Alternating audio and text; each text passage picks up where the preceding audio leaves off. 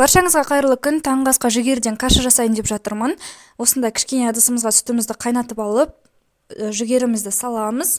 Мен шамамен 1 кеседей жүгері салдым. Қатты көп салып жібермеңіздер, ол өседі, көбейеді өзі. Баяу отта 5-6 минут қайнатамыз. Үздіксіз араластырып тұрамыз, қайта-қайта келіп араластырып тұрамыз, әйтпесе асты жабысып қалуы мүмкін. Байқасаңыздар, кашаға қант та майда қоспадым. Тарелкаларына салып берген кезде өздері жеткілікті мөлшерде өздері салып алады. Міне баяу қайнап жатыр. Бұл кашаны жасауды білмейтінмін, келін болып түскен кезде үйренген болатынмын. Таңғы асқа күнделікті әр түрлі каша жасап отырамын. Сіздер де жасасаңыздар өте пайдалы, жасап көріңіздер, әсіресе балаларға бергенге өте ыңғайлы. Кесеге кішкене каша салып алдым, мен мұны балама беремін. Кішкене бал қостым, шай қасықпен жарты қасық.